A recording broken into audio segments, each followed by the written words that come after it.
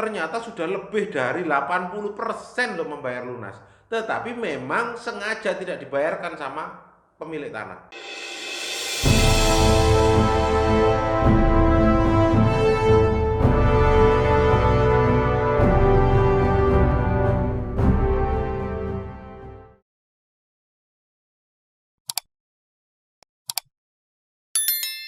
Masih dengan saya, Ahmad Junaidi. Satu pertanyaan yang menurut saya agak krusial sebenarnya saya jawab. Ini tentang masalah kafling. Sebenarnya ada satu perkara, ada satu kasus di mana seseorang itu membeli tanah kaflingan, kemudian setelah selesai malah dari pihak penjual kaflingnya ini tidak jelas keberadaannya. Nah, ini bagaimana cara nyikapinya, itu seperti itu.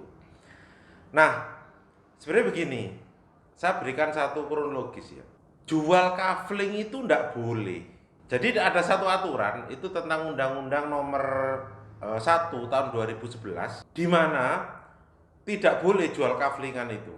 Bisa pidana. Jadi kalau bahasanya kayak gini. Itu diatur di pasal 146 di mana bunyinya begini. Badan usaha di bidang pembangunan perumahan dan pemukiman yang membangun lingkungan siap bangun dilarang menjual kafling tanah matang tanpa rumah. Nah, ini kalau kita bicara seperti ini kan masalah sebenarnya. Itu kalau ada developer yang jual kaflingan itu sebenarnya tidak boleh. Nah, bolehnya bagaimana Pak? Bolehnya itu kalau dalam tanda petik ada syarat-syarat tertentu yang diperbolehkan. Penjualan tanah kafling matang hanya dapat dilakukan apabila badan hukum tersebut telah membangun perumahan sekurang-kurangnya 25% dari rencana pembangunan di lingkungan siap bangun. Contoh, dalam aturan tersebut disebutkan bahwa sudah membangun minimal 25% perumahan, itu baru sisanya boleh dijual kaflingan. Tapi kalau belum ada rumahnya tidak boleh. Nah, ini kan kita bisa lihat di sekitar kita seperti apa. Banyak aturan-aturan yang harus dipahami. Dalam konteks aturan ini yang harus disikapi adalah bagaimana pengusaha itu dilarang menjual kaflingan saja. Itu yang tidak boleh. Nah, padahal kalau di sekitar kita lihat banyak jual beli kaflingan itu. Dan itu tidak boleh sebenarnya. Hanya saja kan kita tidak tahu aturannya. Sebagai contoh kasus, ini pernah saya menangani juga. Petani itu menjual tanah kepada developer senilai 1 miliar. Nah, tetapi hanya di DP 50 juta, sisanya 1 tahun.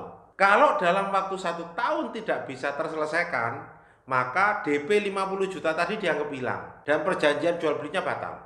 Mendasari itu maka terjadi pengikatan jual beli. Bukan AJB loh ya, bukan akte jual beli, PPJB, perjanjian pendahuluan jual beli atau ikatan jual beli. Nah, mendasari itu tadi maka developer tadi atau pengembang menjual ke masyarakat. Ternyata dalam kurun waktu 1 tahun uang 1 miliar tidak terkumpul. Maka otomatis perjanjian developer dengan petani tadi yang punya tanah batal dan uang 50 juta hangus. Big questionnya, pertanyaannya kemudian berkembang. Lalu bagaimana para pembeli kafling yang tadi sudah memberikan DP kepada pihak developer? Iya, kalau DP-nya kecil. Dalam case yang kemarin saya tangani, ternyata sudah lebih dari 80% loh membayar lunas. Tetapi memang sengaja tidak dibayarkan sama pemilik tanah. Ini masalah. Oleh karena itu kemarin saya laporkan ke pihak kepolisian. Karena apa? Satu, penipuan penggelapan. Jelas ya. Kemudian yang kedua, ini dasarnya tidak boleh Undang-Undang Perkim itu kalau hanya menjual tanah kaflingan itu. Aturan lagi mana Pak? Aturan lagi di Undang-Undang Perlindungan Konsumen. Jadi tidak boleh pengusaha itu wajib menjalankan kegiatan usahanya sesuai dengan peraturan perundangan yang berlaku. Nah, aturannya kan harus punya izin, tetapi izinnya tidak dilengkapi.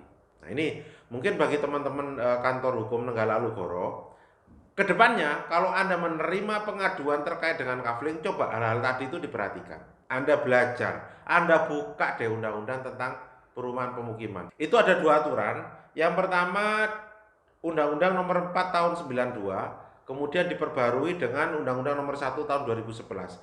Itu tentang perumahan dan pemukiman.